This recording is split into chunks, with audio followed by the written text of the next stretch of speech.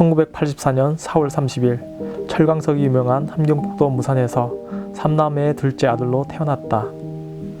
아버지는 북한 정부로부터 인정받는 노동자였고 어머니의 품은 언제나 따뜻했다. 누나는 씩씩했지만 착했고 여동생은 한없이 예쁘고 귀여웠다. 평범한 형편이었지만 어린 시절 5 가족이 한방에 둘러앉아 저녁 식사를 하며 텔레비전을 봤던 기억이 내 인생에서 가장 행복한 기억이다.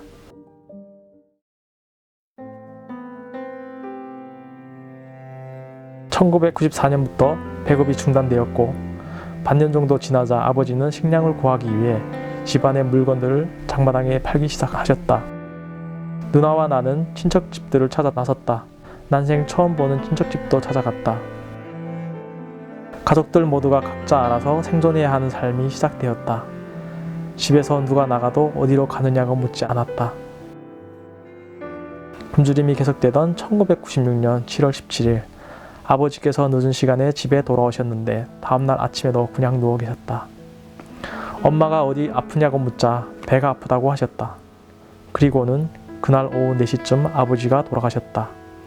엄마가 아버지를 깨우시며 우시던 모습이 눈에 선하다. 아버지 죽음이 너무도 허탈하고 슬펐지만 우리에게 더 큰 비극이 찾아왔다. 아버지 장례를 위해 친척들이 모였고 친척 모두 엄마를 탓하며 엄마로부터 우리 3남매를 떼어놓아야 한다고 화를 냈다.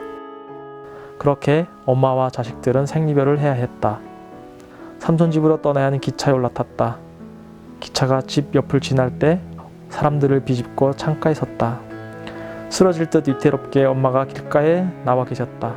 우시는 것 같았지만 나는 그냥 지켜보기만 했다. 나는 엄마를 봤는데 엄마는 나를 보셨는지 모르겠다. 1년 후 삼촌을 통해 엄마가 돌아가셨다는 것과 누나와 여동생은 고아원에서 살고 있다고 전해 들었다. 엄마가 어떻게 돌아가셨는지 자세히 듣지 못했다. 기차역 주변에 죽은 사람들이 많이 있었는데 그중에 우리 엄마도 있었다는 말만 들었다. 그 말을 듣는 순간 슬픔 너머 있는 깊은 절망감이 나를 덮쳤다. 삼촌도 나를 더 이상 키워줄 형편이 되지 못하여 결국 나는 고아원에 보내졌다. 당시 나이는 13살. 두려웠지만 누나와 여동생을 만날 수 있다는 생각에 마음을 다잡았다. 고아원은 마치 아이들의 감옥 같았다. 고아원에서 허락하지 않으면 외출도 불가했고 죽지 않을 만큼 먹을 수 있었다. 낮에는 노동력이 필요한 일에 동원되어 쉼없이 일했다. 손바닥에서 피가 나고 허리가 끊어질 듯 아파도 절대 아프다는 말을 할 수 없었다.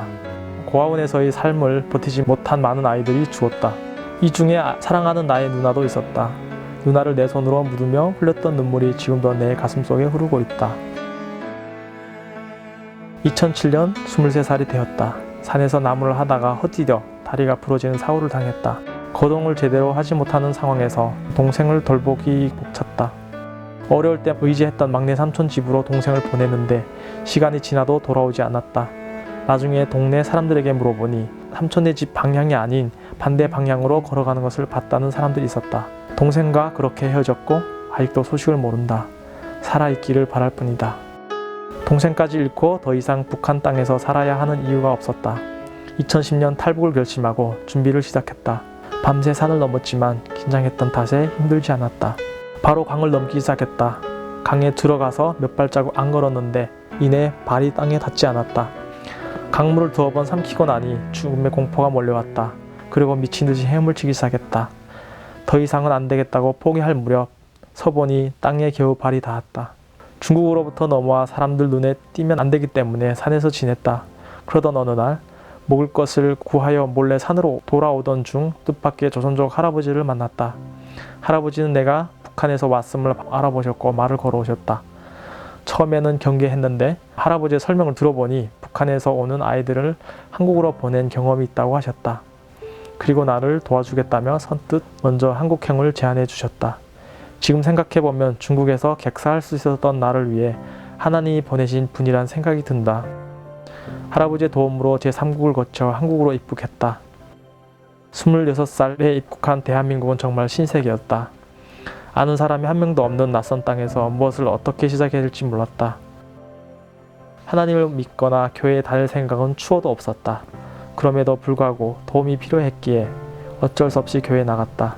그렇게 하루 이틀 시간이 지났다. 도망치고 싶었다. 그러던 어느 날 교회 집사님의 권유로 마지못해 나갔던 한 집회에서 하나님을 인격적으로 만났다. 지금 생각해도 신기하고 놀랍다. 믿음이 내 안에 심겨졌고 예수 그리스도의 사랑이 내 안에 임했다. 나는 그날 이후 하나님의 자녀가 되었다. 그날 나는 내 평생 가장 많은 눈물을 흘렸다.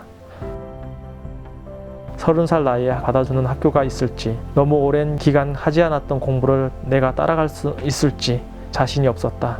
먼저 입학을 받아주는 학교를 찾았지만 선뜻 오라는 학교가 없었다. 우여곡절 끝에 하늘꿈 학교를 소개받고 입학이 가능하다는 이야기를 들었을 때 환하고 따뜻한 빛이 나를 비추는 것 같은 느낌이 들었다. 하늘꿈 학교에서 2년이라는 시간 동안 많은 사랑을 받았다. 학교를 다니며 난생 처음 들어본 말이 많았다. 사랑한다, 축복한다. 너는 잘 될 거야. 너는 하나님의 귀한 자녀야. 우리 함께 기도하자.